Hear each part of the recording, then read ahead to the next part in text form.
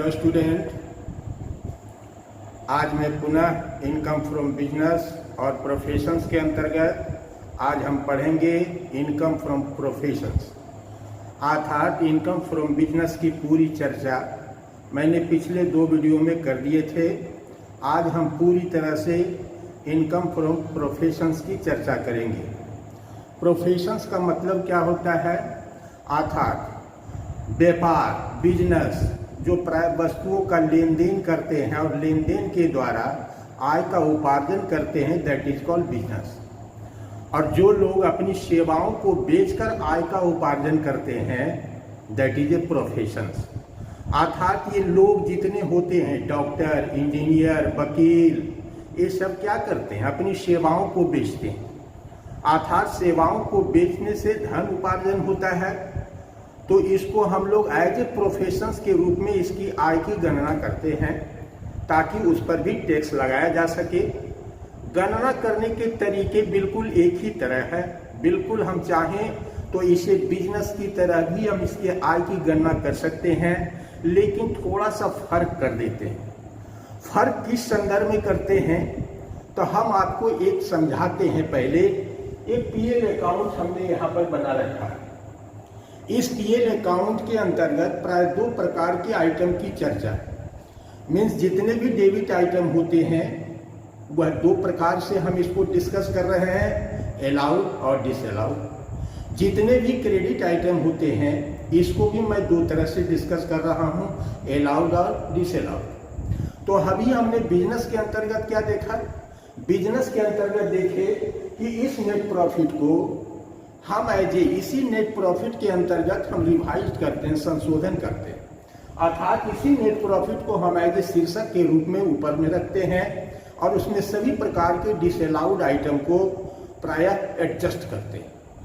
Adjust करने का मतलब बार बार कहने की जरूरत नहीं है कि डिसअलाउड आइटम के चलते जो लाभ पर प्रभाव चला गया है उस प्रभाव को दूर करने को ही प्रायः रिवीजन, रिवाइज कहते हैं, संशोधित लाभ हानि कहते हैं। तो यह संशोधन किसके द्वारा किया जाता है, रिवाइज किसके द्वारा किया जाता है?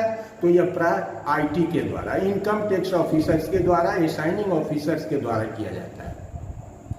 अगर हम इसी को चर्चा करें, बिजनेस की ही चर्चा करें कि तो इसको दूसरे प्रकार से भी हम इसके व्यापार की आय की गणना कर सकते हैं। अर्थात हमने अभी डिसअलाउड के आधार पर इसकी गणना किया। सपोज दैट इसके बनाने के 2 तरीके हैं, उत्तर एक ही प्राप्त होता है। अर्थात हम चाहें तो इसके अलाउड आइटम को लेकर, मीन्स अलाउड इनकम में अलाउड एक्सपेंसेस को घटा दें तो उतना ही प्रॉफिट होगा जितना कि नेट प्रॉफिट में डिसअलाउड को हम समायोजित करते हैं। मीन्स कान को इधर से छूना और इधर से छूना दोनों बात बराबर है। तो प्राय बिजनेस के अंतर्गत ऐसा ट्रेंड देखा गया कि हमेशा नेट प्रॉफिट को ही लेकर उसमें डिसअलाउड आइटम का समायोजन करते हैं। वरना अगर हम चाहें तो अलाउड आइटम के आधार पर एक दूसरा पीएल अकाउंट तैयार कर सकते हैं। मीन्स इसके पीएल अकाउंट से हमको कोई मतलब नहीं है, इसके पीएल अकाउंट से केवल अलाउड आइटम को छांट कर निकाल लेंगे। दैट मीन्स अलाउड इनकम में अलाउड एक्सपेंसेस को घटा देंगे तो उतना ही लाभ प्राप्त होगा जितना कि नेट प्रॉफिट में डिसअलाउड आइटम के समायोजन के द्वारा प्राप्त होता है। केवल कथन अलग अलग है, दोनों के निष्कर्ष और रिजल्ट एक ही प्राप्त होते हैं। इतना ही अंतर है। हम चाहें तो व्यवसाय के लाभ को भी प्रायः अलाउड आइटम के आधार पर निकाल सकते हैं, इसमें कहीं कोई दिक्कत नहीं है। लेकिन अब जब हम इनकम फ्रॉम प्रोफेशंस की ओर बढ़ते हैं तो हमने शीर्षक दिया computations of income from professions. प्रायः देखा जाता है कि प्रोफेशंस के अंतर्गत इनकम टैक्स के दृष्टिकोण से जिस आय की गणना की जाती है, निकाला जाता है, उसे प्रायः अलाउड आइटम के आधार पर निकाला जाता है। अर्थात उस अलाउड आइटम के आधार पर व्यापार के भी लाभ को निकाले जा सकते हैं। लेकिन यह बनाने का एक चलन है, ट्रेंड है, जिसका पालन हम करते हैं कि हमने नेट प्रॉफिट में ही केवल डिसअलाउड आइटम का एडजस्टमेंट दे दिया। तो इनकम फ्रॉम प्रोफेशंस के अंतर्गत प्रायः अलाउड आइटम को ले लेते हैं और अलाउड आइटम के लेने के आधार पर ही प्राय उसके इनकम की गणना की जाती है। That means allowed income minus allowed expenses. हमने वहां पर लिखा कि प्रोफेशंस के संदर्भ में इतनी ही बातें हैं, डिसअलाउड को प्रश्न में ही रहने दीजिए और अलाउड को निकाल कर बाहर लाइए। अलाउड इनकम अलग से लिखिए, इसको प्रोफेशनल इनकम कहा जाता है और उसके अंतर्गत अलाउड एक्सपेंसेस को घटा देते हैं, तब हमको इनकम फ्रॉम प्रोफेशंस प्राप्त होता है। दैट मीन्स इतने ही दो शीर्षक का काम हम पूरी तरह से इनकम फ्रॉम बिजनेस और प्रोफेशंस के अंतर्गत करते हैं। केवल नजरिया थोड़ा सा बदलने की जरूरत होती है। अगर वो नजरिया नहीं भी बदला जाए तो हमारा उत्तर दोनों ही संदर्भ में अलाउड के आधार पर भी निकाले जा सकते हैं, चाहे वह बिजनेस इनकम हो या प्रोफेशंस इनकम हो। लेकिन प्राय जो ट्रेंड चलता आ रहा है उसके अनुसार हम बिजनेस के इनकम को प्राय डिसअलाउड के पैटर्न पर लिखते हैं और प्रोफेशंस के इनकम को अलाउड के पैटर्न पर लिखते हैं। इतना ही अंतर है दोनों में और कोई अंतर नहीं। दूसरा समझने की जरूरत है, हम कहते हैं कि हम सैकड़ों प्रकार के व्यापार को अकेले हम सोचते हैं। अगर एक ही व्यापार का संदर्भ हो जिसको हम कर रहे होते हैं तो हमको किसी भी आइटम को पहचानने में कठिनाई नहीं होगी, ये मेरा वादा है। लेकिन as a student, as a teacher, हम दूसरे प्रकार के व्यापार को भी हम पढ़ते हैं, हम बनाते हैं। तो दूसरे प्रकार के व्यापार को जब हम इनकम के रूप में निकालते हैं तो उसी व्यापार के संदर्भ में हमको सोचना पड़ता है। I am not a doctor, मैं डॉक्टर नहीं हूं, लेकिन हम सोचते हैं कि अगर डॉक्टर होते तो हमारी इनकम कौन कौन सी होती, हमारे वास्तविक खर्च कौन कौन से होते, इस बात पर चर्चा करते।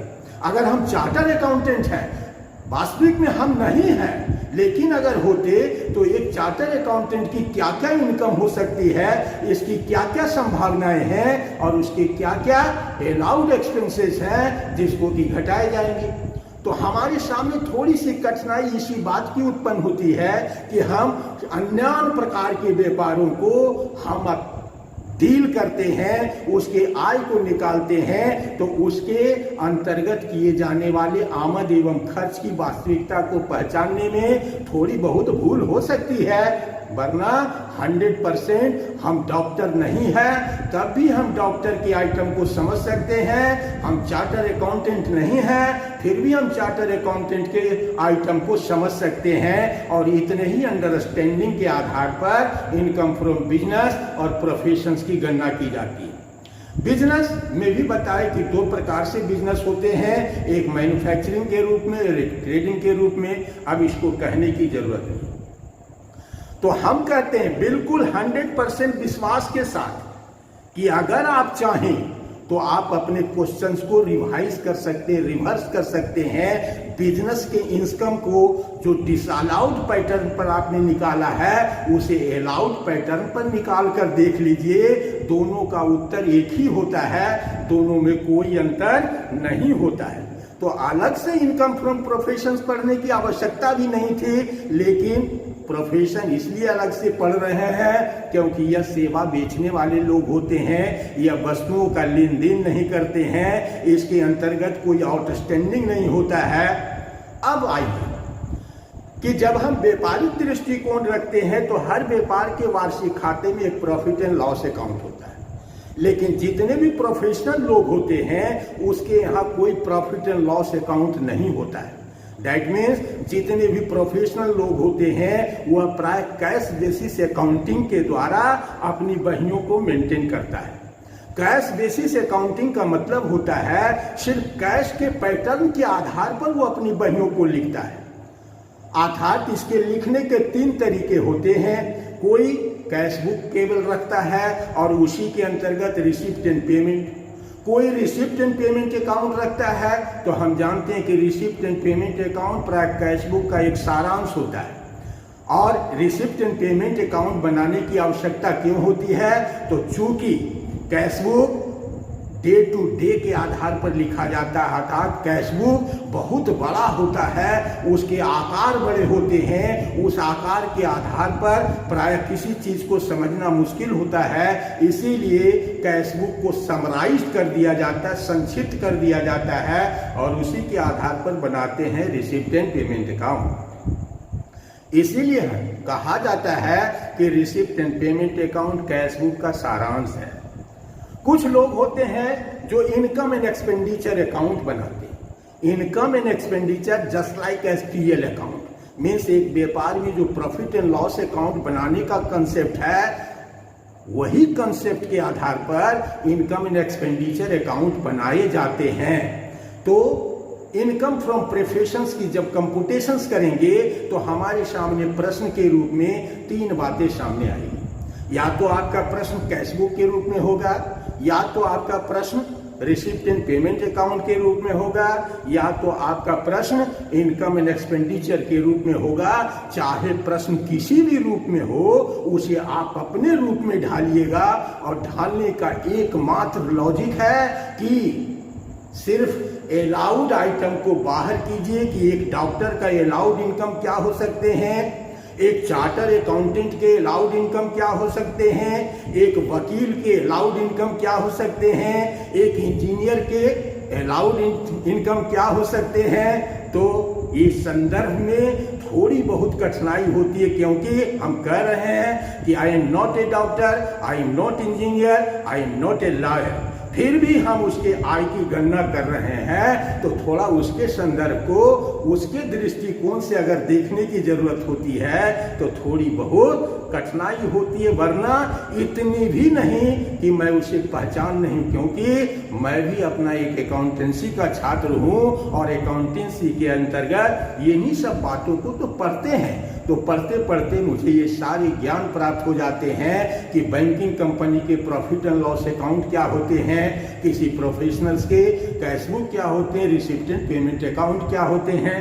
तो आप नोट फॉर प्रॉफिट ऑर्गेनाइजेशन पढ़े होंगे 11th के स्थान पर, उसी नोट फॉर प्रॉफिट ऑर्गेनाइजेशंस का ये रूप है cashbook, receipt and payment account, income and expenditure account. यहाँ बैलेंस शीट की चर्चा करने की कोई जरूरत नहीं है, क्योंकि बैलेंस शीट का प्रायः प्रॉफिट के कमाने पर कोई योगदान नहीं होता है, इसलिए हमने बैलेंस शीट की कोई चर्चा नहीं किया। अब कुछ हमने आइटम लिख लिया है कि एक चार्टर अकाउंटेंट के कौन कौन से इनकम हो सकते हैं, एक डॉक्टर के क्या क्या इनकम हो सकते हैं। तो हमने कुछ इसी प्रकार से ढाल दिया है ताकि आपको समझने में कोई दिक्कत नहीं। तो हमने एज ए चार्टर अकाउंटेंट के रूप में लिखा ऑडिट फी। एक सीए का काम क्या होता है, प्राय व्यापार के खातों का अंकेक्षण करना। अंकेक्षण करने के लिए अंकेक्षण फी लेते हैं, ऑडिट फी लेते हैं।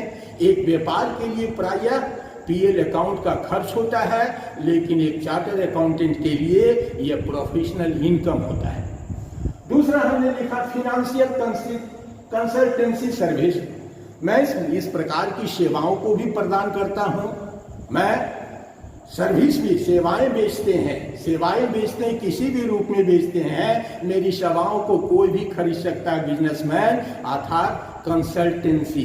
दैट मीन्स हमसे जो भी सलाह लेंगे, हम जो भी सलाह देते हैं उसका मुद्रा में मूल्यांकन होता है और वो मुझे आय के रूप में प्राप्त होते हैं। इसलिए एक चार्टर अकाउंटेंट का ये भी एक इनकम का सोर्स होता है। फिर लिखा है अकाउंटेंसी वर्क। एक चार्टर अकाउंटेंट का काम ही होता है अकाउंटेंसी वर्क करना। एक डॉक्टर थोड़ी करेगा अकाउंटेंसी वर्क। इसका मतलब है कि अकाउंटेंसी वर्क के द्वारा जो आय प्राप्त होते हैं वह प्राय एक चार्टर अकाउंटेंट की ही इनकम हो सकते हैं। डॉक्टर की श्रेणी में इनकम कभी हो ही नहीं सकता। यही फर्क केवल करना है, means from the point of view of doctor in charter accountant में यही अंतर करना है और इस अंतर के आधार पर उसके इनकम को छांट लेना है। फर्स्ट ऑफ ऑल उसके इनकम को छांटते हैं, सेकेंड उसमें अलाउड एक्सपेंसेस को घटा देते हैं। अलाउड एक्सपेंसेस को हम लिखने की कोई आवश्यकता नहीं समझते हैं। क्यों? क्योंकि अलाउड एक्सपेंसेस आपके लिए पहचानना बहुत मुश्किल का काम नहीं होगा, इसलिए उस पर मैं अपना समय व्यर्थ करना नहीं चाहता हूँ। इतना विश्वास दिलाना चाहता हूँ कि आप उसके एक्सपेंसेस को पहचान जाइएगा। कुछ महत्वपूर्ण बातों को ध्यान में रखकर, जैसे डिप्रिसिएशन की बात है। एक डॉक्टर के पास सर्जिकल इक्विपमेंट होते हैं, चार्टर अकाउंटेंट के पास तो सर्जिकल इक्विपमेंट नहीं होते। तो सर्जिकल इक्विपमेंट केवल डॉक्टर के संदर्भ में होते हैं और वह भी एक प्रकार का कैपिटल एक्सपेंडिचर है, और इस पर एज ए डिप्रिसिएशन के रूप में 15% डिप्रिसिएशन अलाउड होते हैं। मैंने बहुत सारे डिप्रिसिएशन की चर्चा किया। As per rule under this section 32 के अंतर्गत प्राय कई प्रकार के कैपिटल एक्सपेंडिचर होते हैं जिस पर डिप्रिसिएशन अलाउड होते हैं। तो एक डॉक्टर के संदर्भ में सर्जिकल इक्विपमेंट इज ऑल्सो एक कैपिटल एक्सपेंडिचर, अर्थात उस पर भी डिप्रिसिएशन अलाउड होते हैं और वह 15% की दर से होते हैं। इसे पॉइंट को नोट किया जाए। आगे बढ़ते हैं। कंसल्टेशन फी, दैट मीन्स वहां तो समझाई दिए। गिफ्ट फ्रॉम क्लाइंट, कभी कभी क्लाइंट चार्टर अकाउंटेंट है, बहुत खुश होकर मुझे गिफ्ट भी प्रदान कर देते हैं, तो इसे भी मैं प्रोफेशनल इनकम ही मानता हूं। अगर कोई क्लाइंट किसी का बढ़िया खाता जांच कर दिए, ये कर दिए, उसके मन मुताबिक कोई काम कर दिए, तो प्राय हमारे क्लाइंट जो होते हैं वो खुश होकर हमको कुछ गिफ्ट देते हैं, उसे भी प्रोफेशनल इनकम के अंतर्गत शामिल किया जाता है। तो इस प्रकार चार्टर अकाउंटेंट के कुछ इनकम को मैंने डिस्कस किया। एक्सपेंसेस को मैंने कोई डिस्कस नहीं किया, करने की आवश्यकता ही नहीं है। क्यों नहीं है? कि जब उसके इनकम को हम समझ सकते हैं तो उसके एक्सपेंसेस को भी समझ सकते हैं। तो हम क्या कर रहे हैं कि उसके चाहे कैशबुक हो, चाहे रिसिप्ट एंड पेमेंट अकाउंट हो, चाहे इनकम एंड एक्सपेंडिचर के रूप में प्रश्न हो, आपको सिर्फ क्या निकालना है? Allowed income, allowed expenses. Allowed income में अलाउड एक्सपेंसेस को माइनस कर दीजिए, इनकम फ्रॉम प्रोफेशंस की गणना हो जाती है। तो एक चार्टर्ड अकाउंटेंट के संदर्भ में हमने कुछ डिस्कस किया। फिर आइए एक डॉक्टर के संदर्भ में सेल्स ऑफ मेडिसिन। प्राय देखा जाता है कि डॉक्टर के यहाँ प्राय सेल्स काउंटर भी होते हैं जहां पर दवाई बेची जाती है, तो एक डॉक्टर प्राय बेचने का भी काम करता है। इसलिए सेल्स ऑफ मेडिसिन के द्वारा जो भी इनकम, सेल्स ऑफ मेडिसिन का इनकम कैसे निकलेगा? ये तो बिक्री है, तो इसके अंतर्गत अलाउड एक्सपेंसेस के रूप में कॉस्ट ऑफ मेडिसिन नीचे में घटा दिए जाएंगे। इस पर कमाए जाने वाले लाभ स्वतः ही आपके इनकम में शामिल हो जाएगा, डॉक्टर के इनकम में शामिल हो जाते हैं। इस प्रकार हम पूरी तरह सेल्स ऑफ मेडिसिन को ले लिए हैं। जब इसको एक्सपेंडिचर अलाउड करेंगे तो कॉस्ट ऑफ मेडिसिन को घटा देंगे एज ए अलाउड एक्सपेंसेस के रूप में। कंसल्टेशन फी मीन्स डॉक्टर भी प्राय कंसल्टेशन फी कमाते हैं। कैसे कमाते हैं? तो वह प्राय घर में जाकर भी सेवाएं प्रदान करते हैं, तो उसके लिए उसका अलग चार्ज होता है, अलग फी होता है। दैट मीन्स ये भी कमाने का डॉक्टर का एक तरीका है। विजिटिंग फी, दैट मीन्स इधर उधर जाकर ऑपरेशंस करते हैं, कभी इस हॉस्पिटल में कभी उस हॉस्पिटल में। दैट मीन्स हम एक डॉक्टर हैं, एक विशेषज्ञ हैं, अर्थात हम ब्रेन ह्यूमर के डॉक्टर हैं। तो हमको कोई भी किसी भी अस्पताल के द्वारा कॉल किया जाएगा कि आप यहाँ आकर इस प्रकार के ऑपरेशंस करें, तो मैं उस हॉस्पिटल में जाकर ब्रेन का ऑपरेशंस करूंगा, उसके लिए मैं अपना फीस लूंगा। That is called visiting fee. That means एक अस्पताल से दूसरे अस्पताल में जाकर मैं जो ऑपरेशंस का कार्य करता हूं, उसकी सेवाओं के द्वारा भी मैं प्रोफेशनल इनकम कमाता हूं। ऑपरेशन फी सब संदर्भ है, एक ही संदर्भ है। ऑपरेशन फी दैट मीन्स आप किसी प्रकार का ऑपरेशन, अभी हमने चर्चा किया, चाहे आप अपने हॉस्पिटल में करते हो या किसी दूसरे के हॉस्पिटल में करते हो, इस प्रकार की फी के रूप में आपकी आय होती है। Gift from patient, gift from patient that means कभी कभी यहाँ पर भी जिस प्रकार वहाँ गिफ्ट फ्रॉम क्लाइंट था, यहाँ पर गिफ्ट फ्रॉम पेशेंट है। दैट मीन्स कभी कभी रोगी के द्वारा रोग ठीक हो जाने पर डॉक्टर को खुश होकर कुछ गिफ्ट कर जाते हैं, और गिफ्ट भी भारी भरकम होते हैं। ऐसी बात नहीं, छोटी छोटी गिफ्ट होते हैं। तो इसे भी एक डॉक्टर का प्रोफेशनल इनकम ही माना जाता है और उसे इनकम में शामिल किया जाता है। That's all. तो सारी बातों की चर्चा हो गई कि cash book, receipt and payment, income and expenditure के अंतर्गत प्रश्न अगर हो तो मैं सिर्फ allowed income minus allowed expenses करते हैं। अगर बिजनेस का प्रॉफिट एंड लॉस अकाउंट हो तो नेट प्रॉफिट ऊपर लाते हैं और disallowed expenses and disallowed income 4 heads हमने बताया था समायोजन करने के लिए। और इधर जब अलाउड के आधार पर काम करते हैं तो 4 की जरूरत नहीं, 2 से ही काम चलता है, केवल allowed income less allowed expenses. और वहां पर 4 बातें होती थी। First of all disallowed expenses, disallowed income, और सेकेंड फिर बातें होती थी allowed expenses but not charge to PL account, इसका भी समायोजन देते थे। Allowed income but not charge to PL account, इसका भी समायोजन देते थे। तो यहाँ 4 प्रकार से नेट प्रॉफिट को रिवाइज करते थे। लेकिन प्रोफेशनल इनकम निकालने के लिए ये 4 प्रकार नहीं, केवल 2 प्रकार की आवश्यकता है। उसके कैश बुक से, उसके रिसिप्ट एंड पेमेंट अकाउंट से, उसके इनकम एंड एक्सपेंडिचर अकाउंट से कोई भी प्रश्न के रूप में हो तो उससे आप अलाउड इनकम को निकाल लीजिए और उसमें लेस अलाउड एक्सपेंसेस कर दीजिए।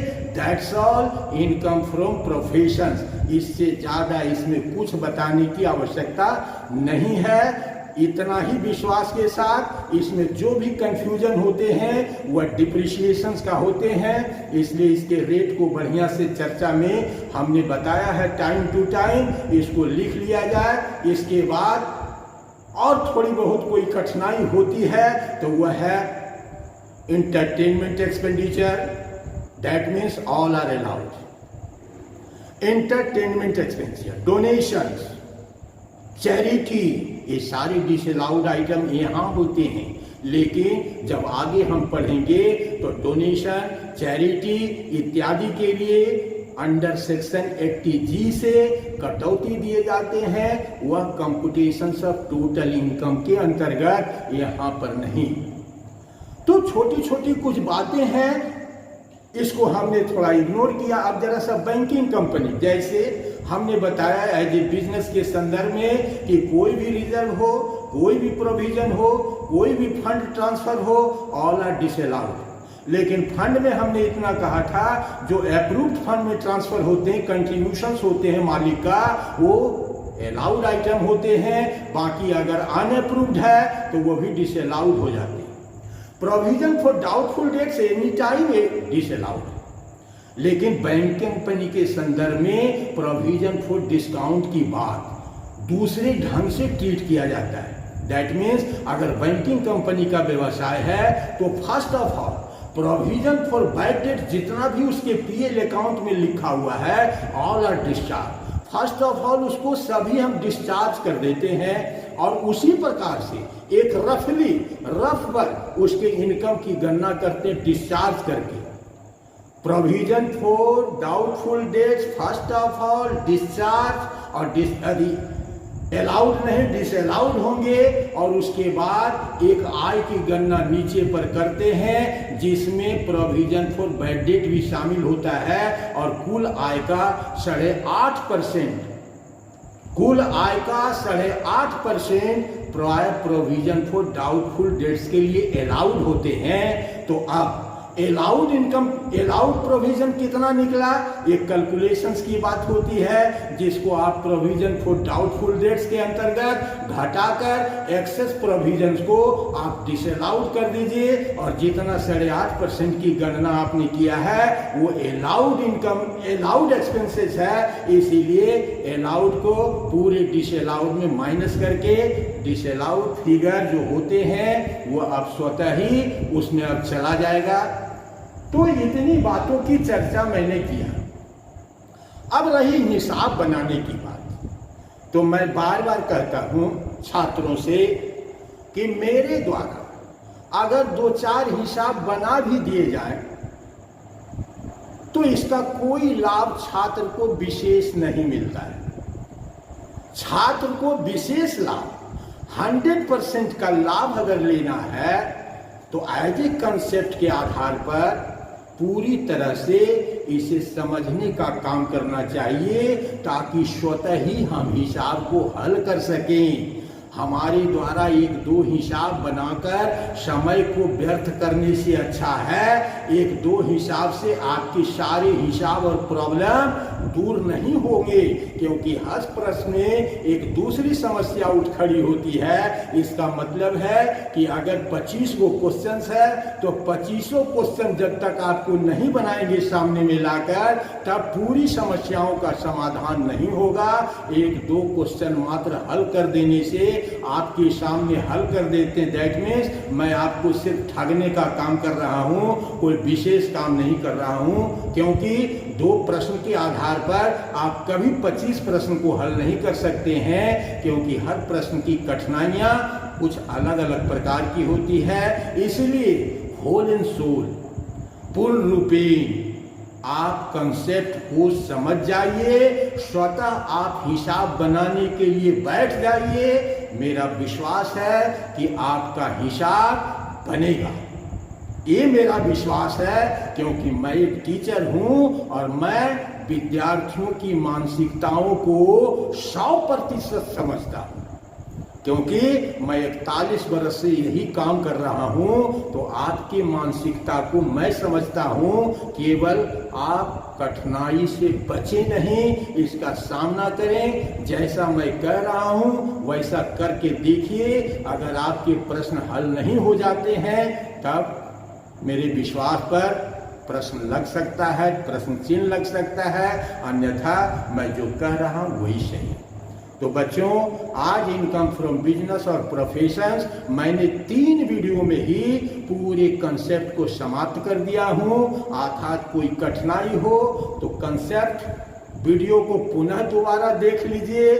जहां आप अटक रहे हो, पटक रहे हो, भटक रहे हो, उसको पढ़ के निकालिए कि इस प्रकार से समझाए गए बातों को आप अपने से स्वतः हल करिएगा। अब अगले दिन जब भी मिलेंगे तो इनकम टैक्स का एक नेक्स्ट टॉपिक हम लेकर आएंगे। अभी तक कुल 3 टॉपिक्स आपको मैंने पढ़ाया है, income from salary, income from house property और इनकम फ्रॉम बिजनेस और प्रोफेशंस। अगला टॉपिक अगले वीडियो में आएंगे। तब तक के लिए पढ़ते रहें और वीडियो अच्छा लगे तो लाइक, शेयर एंड सब्सक्राइब करते रहें। इतना ही आपसे गुजारिश है। धन्यवाद।